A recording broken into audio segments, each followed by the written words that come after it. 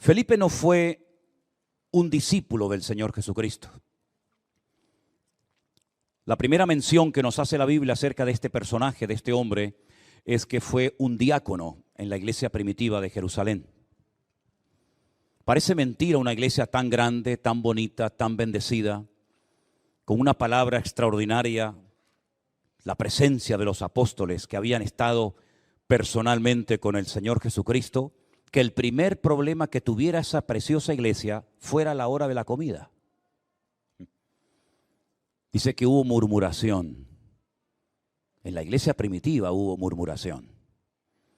Porque por lo visto algunas viudas de hombres judíos, pues según las viudas no judías, decían que se les ponía más cantidad y mejor porción a ellas a la hora de la comida. Y que a las viudas griegas se les ponía menor cantidad y tal vez de menos categoría. Fíjense ustedes por dónde el enemigo se quiso meter en la iglesia primitiva, a la hora de la comida. No había problemas de doctrina, no había problemas de divisiones internas, pero sí había un conato, un principio de algo terrible que puede despedazar a un ministerio, una iglesia, como es la murmuración. Leamos la historia en Hechos capítulo 8, del versículo 26 en adelante, y si me pueden acercar un poquito de agua, os lo agradezco. Un ángel del Señor le habló a Felipe diciendo: levántate y ve hacia el sur por el camino que desciende de Jerusalén a Gaza, el cual es desierto. Versículo 27. Entonces él se levantó y fue. Y sucedió que un etíope, eunuco, funcionario de Candace, reina de los etíopes, el cual estaba sobre todos sus tesoros y había venido a Jerusalén para adorar, volvía sentado en su carro leyendo al profeta Isaías. Y el Espíritu le dijo a Felipe: acércate y júntate a ese carro. Acudiendo Felipe le oyó que leía al profeta Isaías y dijo: ¿pero entiendes lo que lees? Y él dijo: ¿cómo podré si alguno no me enseñare? Y le rogó a Felipe que se subiese con él, que se sentara con él. El pasaje de la escritura que leía, fíjense qué pasaje tan interesante, una porción de Isaías capítulo 53. Como oveja a la muerte fue llevado, y como cordero mudo delante del que lo trasquila, así no abrió su boca. En su humillación no se le hizo justicia, mas su generación, ¿quién la contará? Porque fue quitada de la tierra su vida. Respondiendo el eunuco le dijo a Felipe: te ruego que me digas de quién dice esto el profeta, de sí mismo o de algún otro. Entonces Felipe, abriendo su boca y comenzando desde esta escritura, le anunciaba el evangelio de Jesús. Y yendo por el camino, llegaron a cierta agua y le dijo el eunuco: aquí hay agua, ¿qué impide que yo sea bautizado? Felipe le dijo: si crees de todo corazón, bien puedes. Y respondiendo dijo: creo que Jesucristo es el Hijo de Dios. Ese versículo, el que acabo de leer, el 37, no está en los manuscritos originales. Se leería el 36 y pasaríamos directamente al 38. Este fue un versículo que se añadió siglos más tarde por alguien que no se sabe, pero no perjudica el texto, la historia, simplemente es como una especie de aclaración. Pero por si lo oyen por ahí, es que el versículo 37 no está en los manuscritos, es verdad, no está. Es simplemente una aclaración, tal vez de un escriba, de un copista que quiso poner eso, ¿verdad? Tal vez lo oyó y lo puso, pero no altera para nada el texto. Seguimos. Mandó parar el carro y descendieron ambos al agua, Felipe y el eunuco, y le bautizó. Cuando subieron del agua, el Espíritu del Señor arrebató a Felipe y el eunuco no le vio más y siguió gozoso su camino. Pero Felipe se encontró en Azoto y pasando anunciaba el evangelio en todas las ciudades hasta que llegó a Cesarea. ¿Cuántos dicen amén? Y es el momento para coger un poquito de agua. Esta historia a mí personalmente siempre me ha llamado mucho la atención, porque es una historia milagrosa. Primero vemos que un ángel le habla a Felipe. Segundo lugar, vemos que después le habla el Espíritu a Felipe.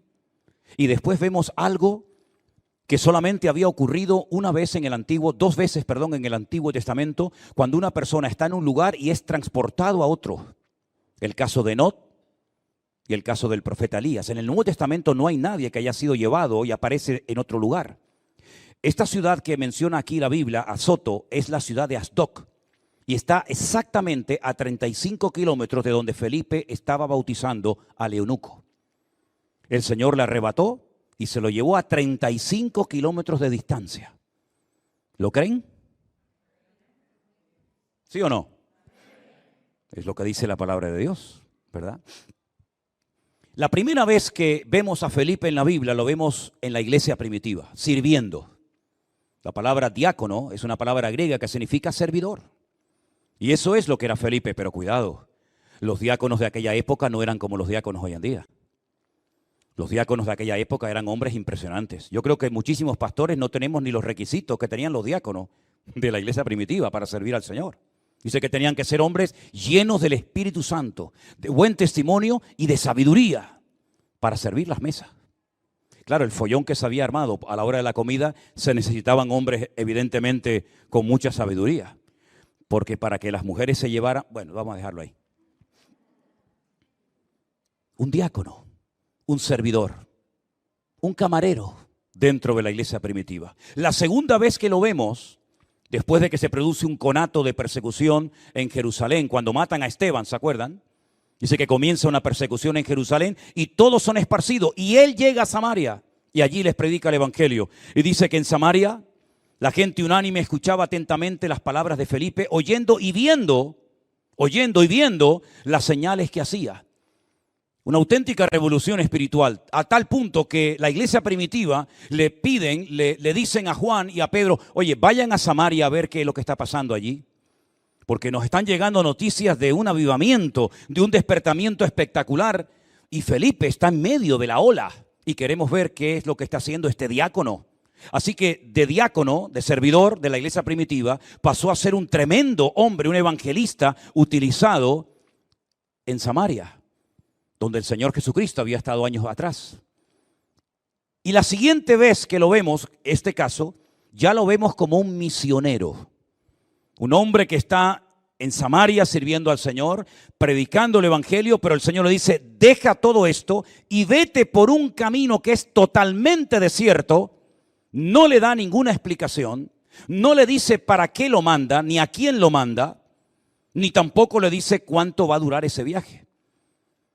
Yo comparo a Felipe, si me permiten el ejemplo, con el patriarca Abraham. El patriarca Abraham vivía muy bien en Ur de los Caldeos. Tenía su familia, sus tierras, sus posesiones, su esposa. Pero un día el Señor le habló y le dijo, sal de tu tierra y de tu parentela. Lej lejá, le dicen en el texto hebreo. Lej lejá, la traducción sería, vete para ti mismo.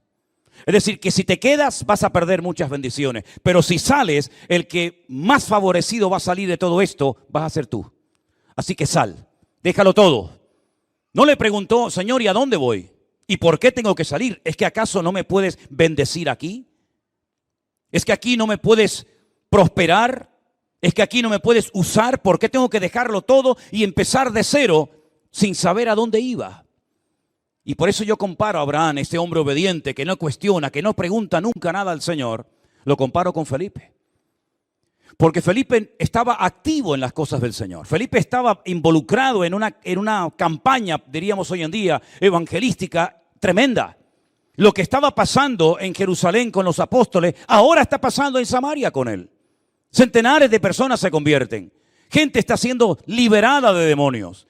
Gente está siendo sanada milagrosamente por el poder de Dios. Y dejar todo eso para ir al desierto, humanamente hablando, no encaja. Pero él sabía cuál era la palabra, el llamado. Sabía en qué dirección tenía que ir. Y nunca le preguntó al Señor, ¿por qué me sacas de aquí? ¿Quién se va a encargar de todo esto? Tal vez el Señor le quiso mostrar a él y a todos nosotros con su historia que en el reino de Dios no hay nadie imprescindible. que si no está Felipe estará Juan, y si no Juan estará Mateo, y si no estará Santiago, pero el único prescindible, el único que es imprescindible, perdón, es nuestro Dios.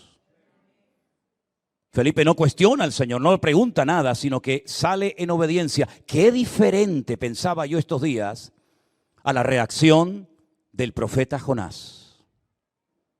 Un hombre que recibe un llamado específico de Dios.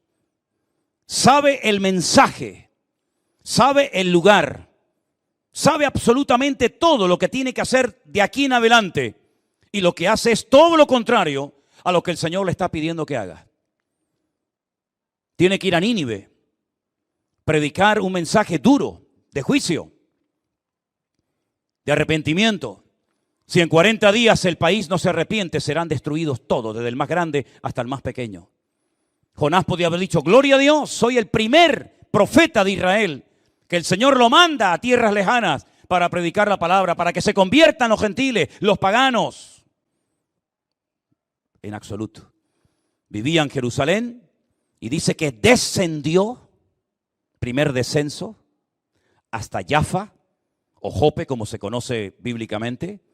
Y allí paga su billete, se monta en un barco y desciende al camarote de más abajo, segundo descenso. Y mientras va navegando, dice que es arrojado por la borda, se lo traga un enorme pez y desciende a lo más profundo del mar. La vida del desobediente es un continuo descenso. De Jerusalén a Jaffa, de Jaffa al fondo del mar. Por el contrario, la vida del hombre y de la mujer obediente, que acata la voluntad de Dios, que no cuestiona las órdenes de Dios, que dice como el profeta Isaías, heme aquí, envíame a mí. En vez de descender, la luz en su vida es como la luz de la aurora que va en aumento. Felipe sale rumbo al desierto, a una región que hasta el día de hoy se llama exactamente igual, la famosa Franja de Gaza, donde había vivido un juez muy famoso llamado Sansón, ¿se acuerdan? Y dice la Biblia que mientras descendía por ese camino, ese primer misionero que no sabe con qué o con quién se va a encontrar, de repente se encuentra con un personaje muy interesante. Es un hombre de color, de África, de Etiopía, funcionario de una reina de ese país que dice aquí que era funcionario de la reina Candace. Candace era el título que se le daba a todas las reinas de Etiopía. ¿Por qué no se menciona al rey de Etiopía? Al rey de Etiopía se le consideraba un ser divino, que no tenía que rebajarse para atender los asuntos de los mortales, de los seres humanos, y entonces delegaba todas las funciones en las reinas, y se les daba un título a las reinas etíopes que era Candace. Así como a los de Roma se le llamaba César, ¿verdad? Y a los filisteos se le llamaba Abimelech, ¿verdad? Y a los de Egipto se les llamaba faraones, a las reinas etíopes se les llamaba Candace. Y este era el ministro de Hacienda, el que llevaba todo el dinero, toda la economía de Etiopía en aquellos tiempos. Había subido a Jerusalén. Ahora imagínense lo que es ir en un carromato desde Etiopía, el cuerno de África, hasta Jerusalén para ir a adorar a Dios. ¿De dónde había aprendido o recibido este conocimiento, este temor de Dios? Nadie lo sabe. Se especula. Algunos dicen que la reina de Saba, que era de Etiopía, cuando tuvo relaciones y fue a Jerusalén tiempo atrás para conocer a Salomón, pues puede ser que ella llevara el conocimiento y la palabra de Dios a su país, pero simplemente una hipótesis, simplemente una opinión, un comentario. La cuestión está que este hombre había hecho un montón de kilómetros para llegar a Jerusalén. Probablemente, opinan algunos, que estuvo en el día de Pentecostés y conoció a algunos discípulos y ya retornaba a su país y consiguió milagrosamente, seguramente le tuvo que costar una fortuna, un pergamino de una porción del libro del profeta Isaías. En aquellos tiempos, la Biblia que se utilizaba era lo que se llama la Septuaginta, Pocos sabían leer el hebreo bíblico. Y entonces lo que había hecho Ptolomeo, un rey griego, había llamado a 72 sabios de Jerusalén para que fueran a Alejandría, la biblioteca más grande de la época del mundo, y tradujera el Antiguo Testamento del hebreo al griego. Y metió a esos 72 intérpretes o traductores en 72 habitaciones diferentes. Y después de un tiempo salieron y todas las traducciones coincidían exactamente igual, sin la más mínima variación de una a otra. Y para redondear el número, se conoce en la Biblia, la primera traducción del Antiguo Testamento al griego se conoce como la Septuaginta. Cuando vean una LXX, hace referencia a la primera traducción de la Biblia. La siguiente fue la Vulgata, que fue la traducción al latín, y así sucesivamente. Este hombre había comprado probablemente un pergamino, una parte del pergamino del profeta Isaías. Y qué curioso, que venía leyendo, vuelvo a repetir, este texto que dice, como oveja a la muerte fue llevado, y como cordero mudo delante del que lo trasquila, y no abrió su boca. En su humillación no se le hizo justicia, mas su generación, ¿quién la contará? Porque fue quitada de la tierra su vida. ¿Saben cuántas profecías hay en la Biblia? 660. 660 profecías, de las cuales 109 hacen referencia a la primera venida de Cristo y 221 a la segunda venida de Cristo. Es decir, 330 profecías. El 50% de las profecías de la Biblia apuntan directamente a la figura de Yeshua, o si lo prefieren, de nuestro Señor Jesucristo. Y de todas las profecías, el capítulo por excelencia que habla de los sufrimientos del Mesías, de la venida del Señor a este mundo, es, sin lugar a dudas, Isaías capítulo 53. Léanlo esta noche y si pueden, apréndanselo de memoria. Es un capítulo extraordinario, ¿verdad? Todos nosotros nos descarriamos como ovejas, cada cual se apartó por su camino, mas el Señor cargó en él el pecado de todos nosotros. Por su llaga fuimos, ¿verdad? Ese capítulo tan extraordinario. Felipe se acerca al carro, no ahora dirigido por un ángel, sino ahora es el Espíritu que mora en él el que lo impulsa a acercarse a ese carromato y se da cuenta de que viene leyendo esa porción del libro del profeta Isaías. Y le hace una pregunta muy interesante. Aquí vemos cómo empezar, cómo iniciar una conversación para llevar a un alma a los pies de Cristo. Porque si algo necesitaba el etíope eunuco era dirección, ayuda, orientación bíblica. Y este hombre la aceptó y de hecho la pidió. ¿Entiendes lo que lees? Es la pregunta que yo les quisiera hacer a todos ustedes en esta tarde. Cuando ustedes leen la Biblia, ¿la entienden? ¿Disfrutan de su lectura? Porque la Biblia de nada sirve leerla y no entenderla. Como tampoco sirve de nada entenderla, leerla y no vivirla y no aplicarla en nuestra vida. Lo importante es leer la Escritura, disfrutar de ella e interiorizar sus verdades en nuestras vidas. Para que de esa manera nuestra fe sea una fe robusta, firme, estable, constante, permanente y podamos crecer y desarrollarnos en Cristo y no dejarnos engañar ni manipular por absolutamente nadie. Él no entendía quién fue llevado al matadero, a quién no se le hizo justicia, a quién se llevó a la muerte. Está hablando de otra persona, está hablando de sí mismo, no entendía absolutamente nada, pero él venía leyendo. Qué ejemplo, ¿no?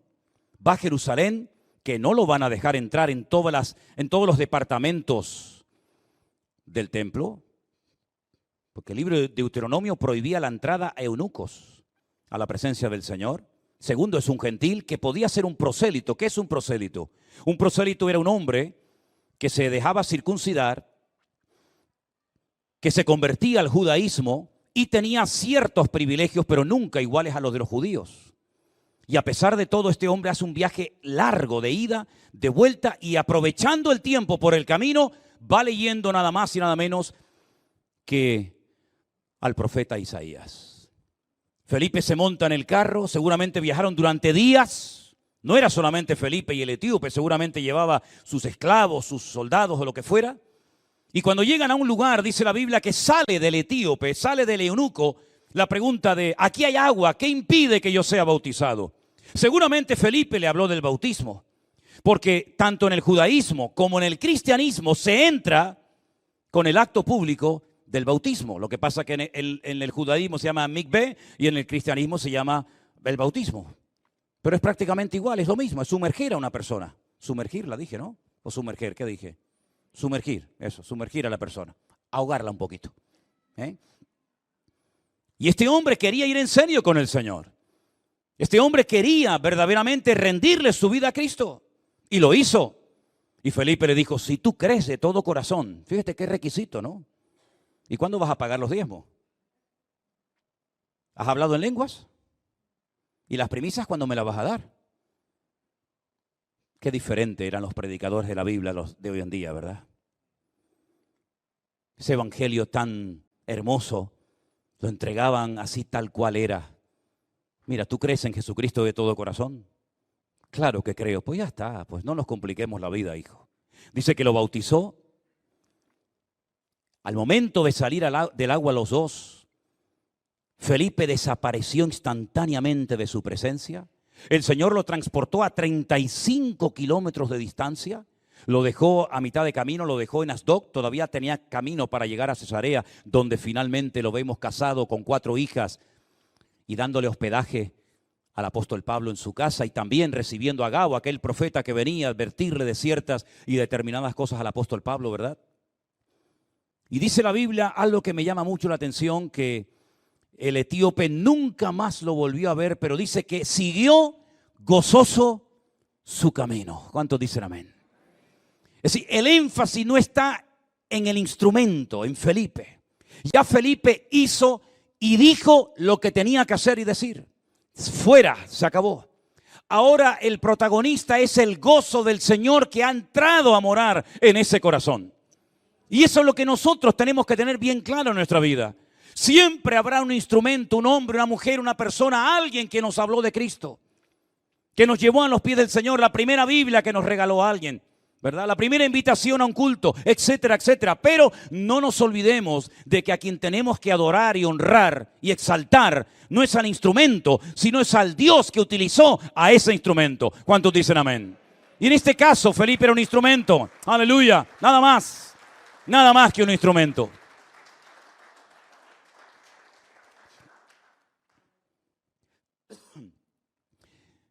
Cuenta la historia que este etíope llegó a Etiopía y fue el primer hombre en llevar el evangelio a África.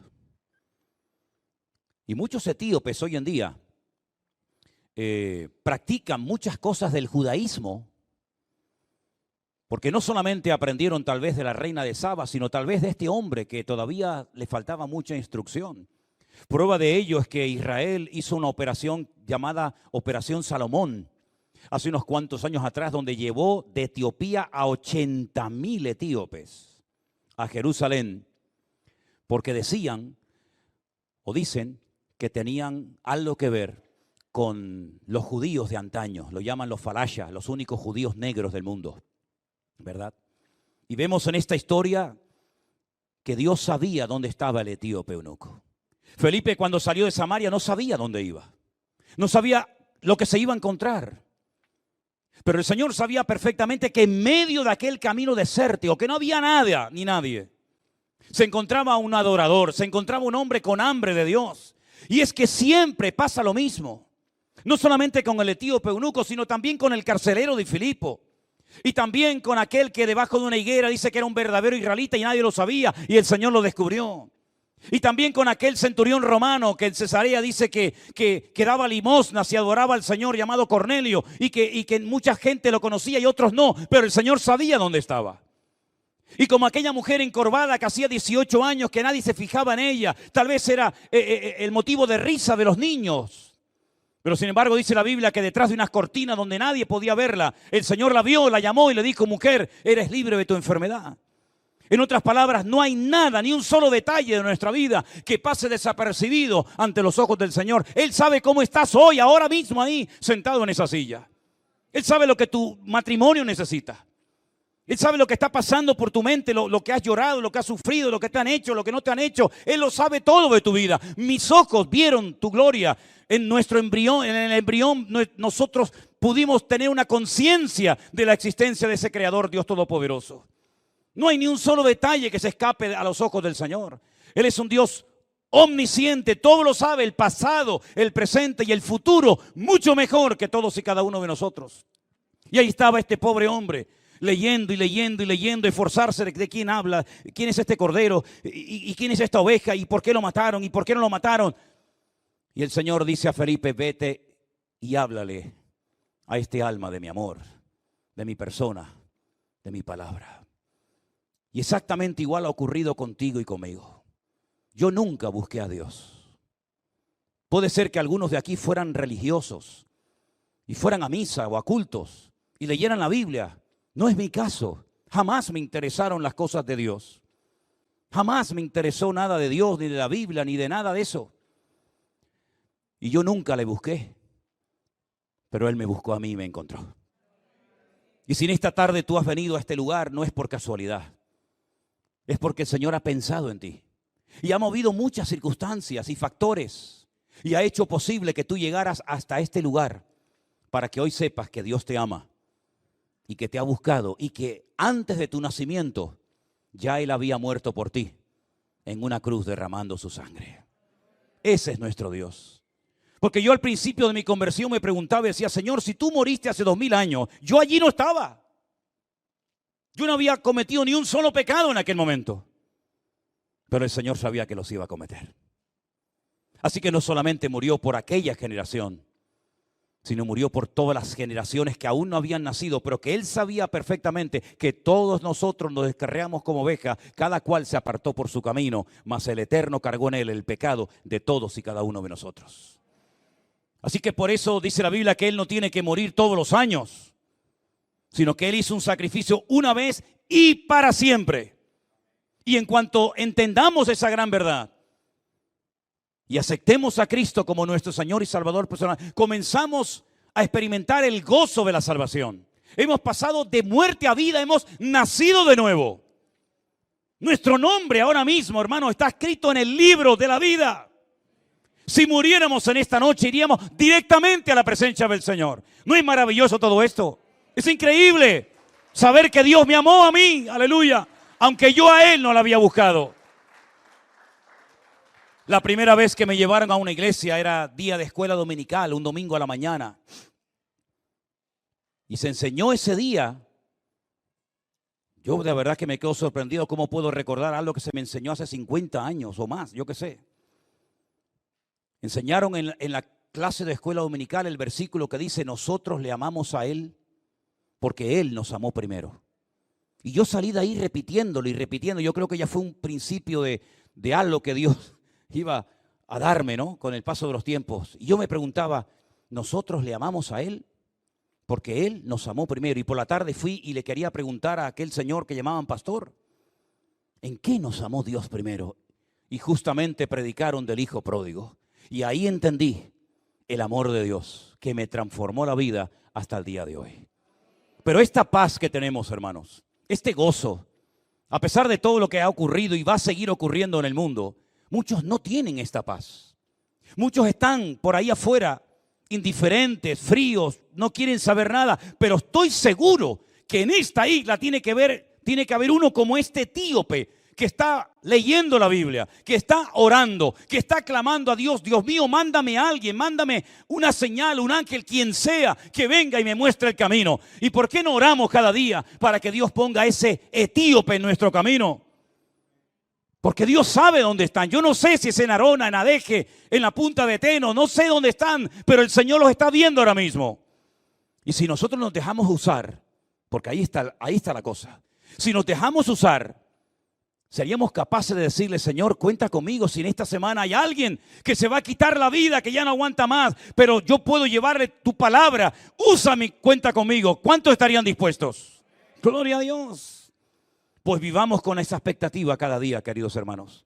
No estamos en esta vida para ser el centro del universo, para que Dios gire en torno a mis necesidades, mis caprichos, mis ambiciones, mis sueños y mis planes. No, ese no es el Evangelio. El Evangelio es dar y dar y dar y dar a los demás, porque más bienaventurado es dar que incluso recibir. ¿Y por qué recibimos? Para poder dar, porque si no tenemos, ¿qué vamos a dar entonces? Felipe era un hombre lleno de Dios, un hombre que aprendió a servir mesas.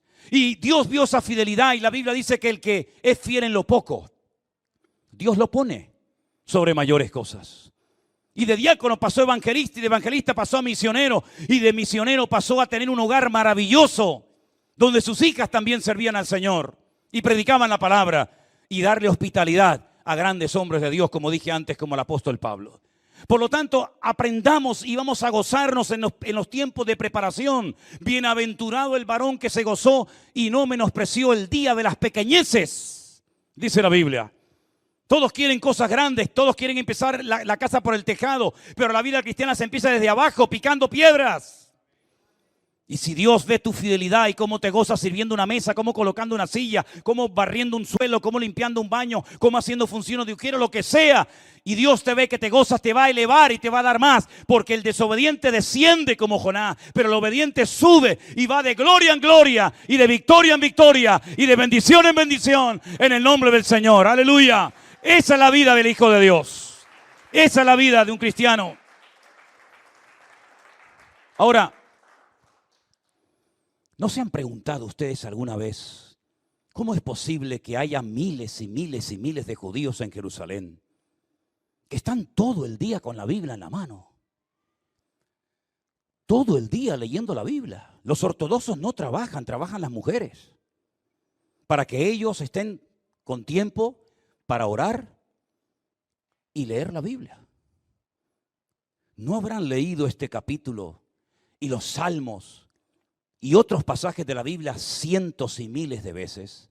Cuando te ves a un niñito así con 8, 9, 10 años en Israel y es capaz de decirte libros enteros de memoria de la Biblia, ¿cómo es posible que no entiendan de quién habla el profeta Isaías? Que no lo entendiera el etíope eunuco, pues está bien, lógico, pero que no lo entiendan los que están todo el santo día con la Biblia en la mano, algo tiene que haber, una explicación bíblica tiene que haber. Claro que las hay, queridos hermanos, por supuesto que las hay. Y yo os voy a leer directamente de la Biblia y con esta porción termino en esta noche. ¿Qué es lo que le está pasando a ese pueblo? ¿Por qué leen y no entienden? ¿Por qué tienen las Sagradas Escrituras desde la cuna? Y leen y leen y leen y no comprenden muchas verdades que cualquier niño hoy en día de la escuela dominical, de cualquier iglesia, podría explicarte perfectamente. En Isaías capítulo 29, los versículos del 9 en adelante, Isaías capítulo 29, es impresionante esta porción. Cuando tú estás allí en Jerusalén, a veces en una sinagoga, a veces hablando con un rabino, a veces en el muro de los lamentos o en cualquier otra parte, y comienzas a leer estos versículos, entiendes el porqué. Dice así la palabra de Dios. Dame un poquito aquí. En Isaías 29, versículo 9 dice: deteneos y maravillaos, ofuscaos y cegaos, embriagaos y no de vino, tambalead y no de sidra. Y ahora viene la revelación de Dios. Porque el Señor, el Creador, el Eterno, derramó sobre vosotros espíritu de sueño. Cerró los ojos de vuestros profetas y puso velo sobre las cabezas de vuestros videntes. ¿No dice el apóstol Pablo que tienen un velo como el velo que se puso Moisés? Y hasta que no se conviertan a Cristo, el velo no les será quitado. Aquí lo tienen. Tienen un velo sobre sus cabezas. Y os será toda visión como palabras de libro sellado, el cual si dieren al que sabe leer y le dijeren, lee ahora esto, él dirá, no puedo porque está sellado. Y si diere el libro al que no sabe leer, diciéndole, lee ahora esto, él dirá, no sé leer. dice pues el Señor. Porque este pueblo se acerca a mí con su boca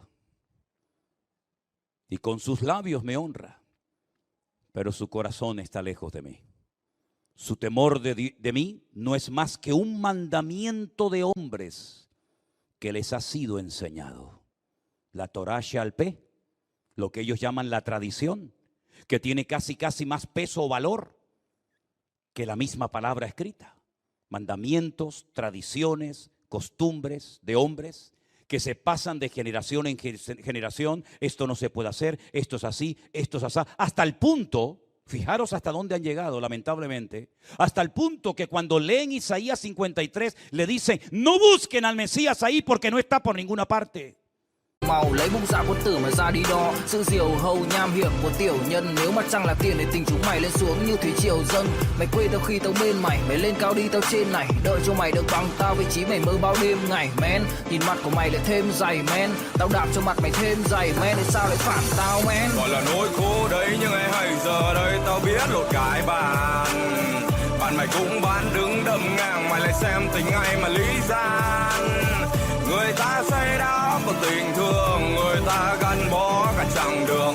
Tại sao bạn tao lại lật hướng, bạn tao đang sống thật khôn lường. Nói nhiều thứ rồi lại thôi, xã hội có nhiều thằng gái môi, xã hội có nhiều thằng khôn lường. Không biết không phải là cái tội, sống chỉ nghĩ đến cái lợi, có lúc cũng chỉ còn cái lợi. Đời cho mày được bao nhiêu cái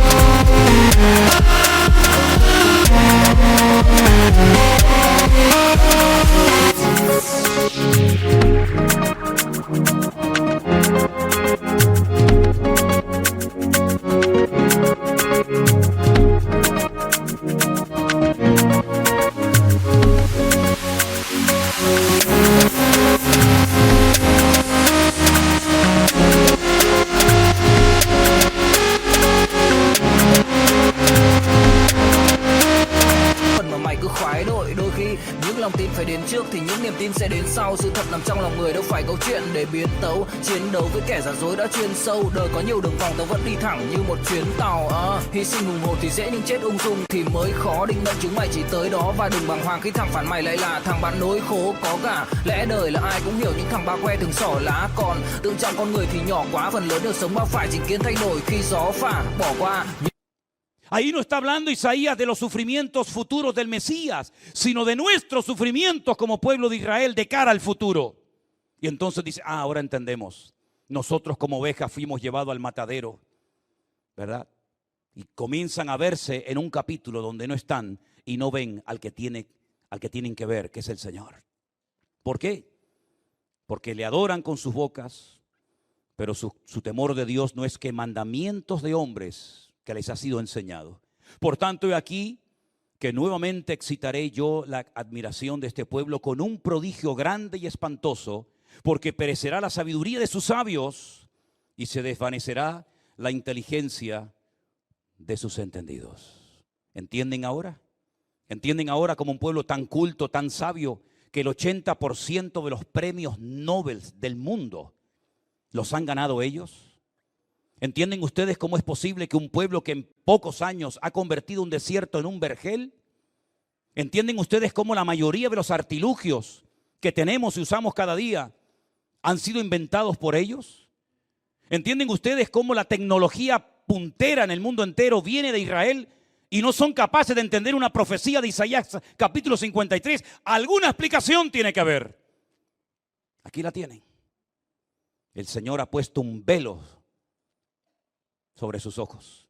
Y hasta que no se conviertan a Cristo, dijo el rabino Saulo, no les va a quitar ese velo el Señor.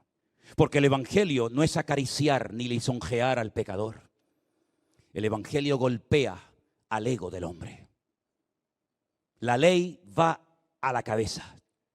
El evangelio va al tercer botón de la camisa. Te toca el corazón. El Señor no te entra por la cabeza. el Señor te entra por el corazón. El corazón es la puerta de la voluntad. Es entregarle tu voluntad, tu sensibilidad. Es entregarle al Señor tu propia vida. Y no puedes tener solamente al Señor en la cabeza y por 40 centímetros que hay de la cabeza al corazón perder la salvación de tu alma. Gloria al Señor que hemos entendido que abriéndole nuestro corazón a Cristo, Él podrá llegar a nuestra cabeza.